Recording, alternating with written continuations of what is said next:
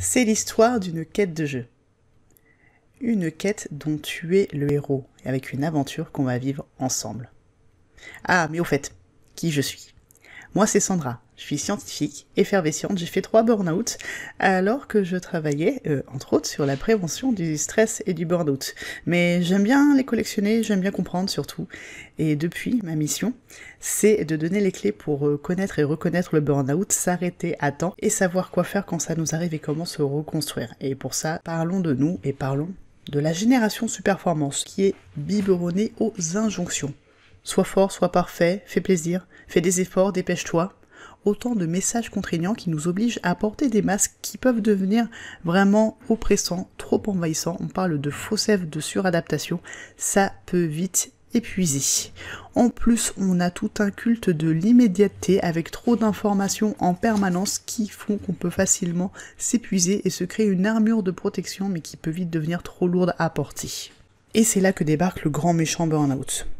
Et au début, je prenais le burn-out pour une conséquence du stress chronique, ce qu'on dit souvent en physiologie, mais en fait, le burn-out est tout ce process d'épuisement qui va se construire au fil du temps, avec en fait cette pile qui va s'oxyder au fur et à mesure du stress jusqu'à se vider le moment où on va décompenser, qui est ce qu'on appelle communément le burn-out, mais c'est un process qui se construit sur la durée. Et surtout, ce n'est pas un process qui n'est que scientifique. La partie scientifique que j'avais au début n'était pas suffisante, clairement. Alors oui, ayant cette lecture scientifique, ayant travaillé en prévention santé, j'ai mis en place des micro-changements, j'ai mis en place des solutions d'écologie personnelle, j'ai fait beaucoup de sport, je faisais très attention à ce que je mangeais, je faisais limite trop attention, j'étais obsédée par ce que je mangeais, j'ai essayé de faire de la méditation, mais à l'époque j'arrivais pas, j'ai essayé de me fixer plein d'objectifs, mais en fait j'étais dans une dynamique qu'on retrouve beaucoup en post-burnout, sur des profils qui sont déjà surinvestis, c'est une forme de surperformance du prendre soin de soi. En fait, et qui n'est pas du tout ressourçant, parce que c'est fait plus pour performer que pour vraiment s'écouter.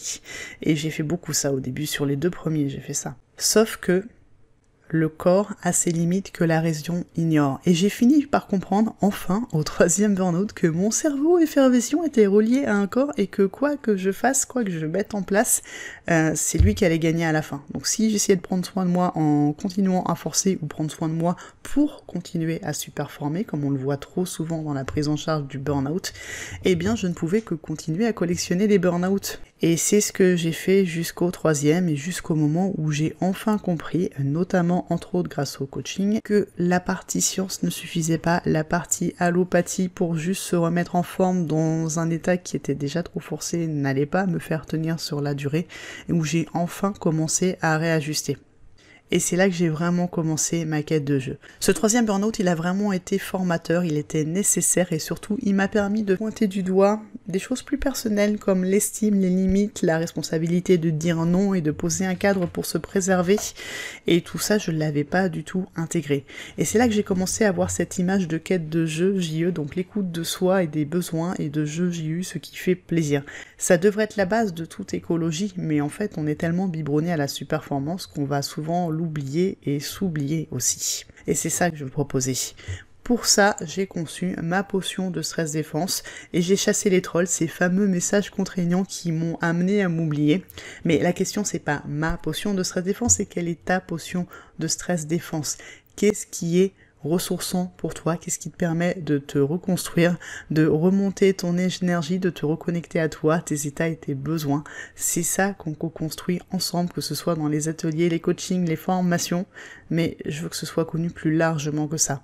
Mais au-delà de cette simple partie outil, qui a vraiment cette nécessité d'être personnalisée, le burn-out et la quête de jeu, c'est quelque chose de très personnel. Et à un moment, ça passe par la reconnexion à soi, le retour vers le passé, la relecture d'une partie de ton enfance et des conditionnements. Qu'est-ce qui a fait que tu as eu ces messages contraignants? Qu'est-ce qu'ils ont fait qu'ils étaient omniprésents au point que tu ne te sois pas arrêté à temps? Et cette relecture est pas forcément évidente, il y a des thérapies pour ça, mais malgré tout, on n'a pas forcément envie d'aller fouiller le passé, et moi j'ai eu besoin d'une clé de lecture qui était super scientifique, et c'est pile le moment où j'ai découvert la théorie polyvagale et ses différents états, et comment on va comprendre les mécanismes et les enjeux qui vont enfermer les personnes dans certains types de conditionnements qui vont les amener à s'oublier.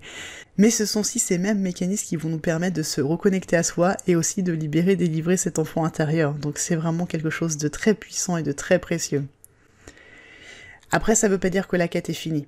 J'arrive à lire beaucoup plus facilement mon état et mon niveau de stress avec les clés de lecture de cette théorie polyvagale, mais la quête de jeu est permanente parce que l'ombre du burn-out, elle est toujours là. Et j'ai beau pouvoir lire beaucoup plus facilement mon niveau de stress et mon niveau d'énergie avec les états, parce que si t'as fait un burn-out, tu le sais, se reconstruire d'un burn-out, c'est très long. Tandis que les états, ils changent plus de 1000 fois par jour, donc quand on apprend à les observer, on voit beaucoup plus facilement quand on reste trop longtemps dans un excès de stress, ou quand on est trop longtemps dans le repli sur soi, et on va aussi plus facilement détecter les petites étincelles de reconnexion et de jeu qui sont ce qu'on va cultiver pour retrouver son énergie. C'est plus immédiat, on a beaucoup plus de maîtrise et de power quand on joue avec ces clés de lecture-là. L'idée aussi, c'est de libérer, délivrer son haut potentiel, c'est-à-dire tomber les masques, tomber la cape de surperformance et suivre son cap, s'autoriser à remettre du jeu, à libérer ses talents, à faire ce qui nous fait plaisir. Et ça passe aussi par la reconnexion à l'enfant intérieur, mais ça passe aussi par identifier à quel point on fait les choses par convention et conditionnement, et s'autoriser à faire des choses qui sont faciles pour soi. Finalement, ce que je faisais avant, c'était de faire des formations stress burn-out avec des chercheurs et des médecins pour des médecins et des thérapeutes. Je fais à peu près la même chose, sauf que je le fais à ma façon, à mon image, de façon beaucoup plus grande publique, et je fais en sorte que ce soit le plus impactant possible, parce que je pense que c'est vraiment trop important pour ne pas diffuser largement ces clés de lecture de stress défense et de pleine confiance.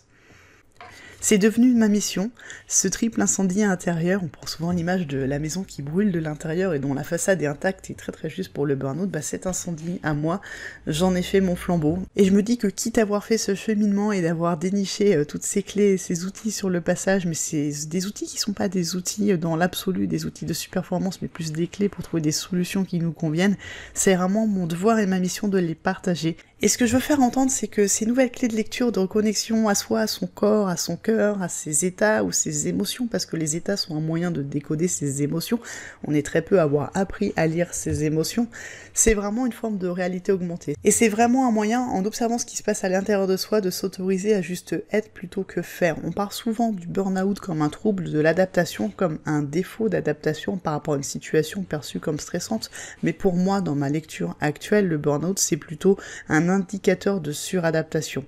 Quand on arrive au burn-out, c'est juste qu'on a trop forcé dans une situation qui n'était pas écologique pour nous, une relation, un travail, un contexte qui fait qu'on a trop donné, on avait des attentes trop élevées par rapport à nos ressources, on a quand même persisté et insisté, et à un moment on s'est épuisé. La quête de jeu, elle est simplement là.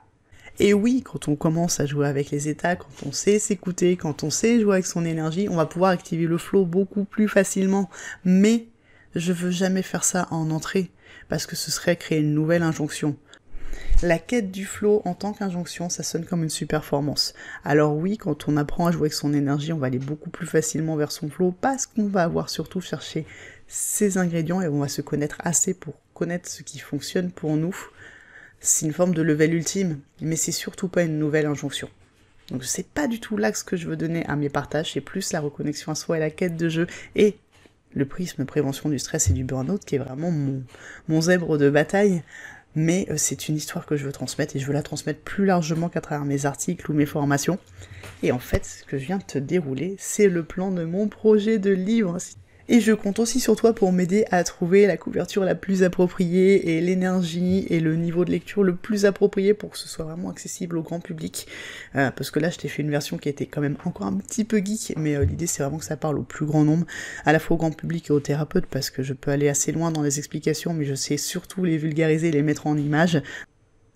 Et quand je dis que ce livre va exister avec toi et grâce à toi, eh bien tout simplement parce que j'ai choisi de lui donner vie à travers une campagne de financement participatif. Donc si tu veux réserver dès maintenant ton livre et puis en profiter peut-être pour découvrir certaines de mes formations, dont certaines incluent déjà les lectures de la théorie polyvagale, comme c'est le cas pour l'écologie mentale avec le niveau maître du jeu ou Power, c'est l'occasion de faire connaître le plus largement possible la théorie polyvagale, la stress défense et la pleine confiance, et pour alerter aussi tous les proches, tes amis, tes collaborateurs, tous ceux qui finalement connaissent le stress chronique, le trop de stress, qui sont passés par la case burn-out, dont tu crains qu'ils passent par la case burn-out, parce qu'on a vraiment une mission à jouer d'information et de sensibilisation. Je compte sur toi, je ne vais pas refermer ce livre parce qu'il commence seulement son histoire, et je te dis, prends soin de toi et pense à mettre du jeu.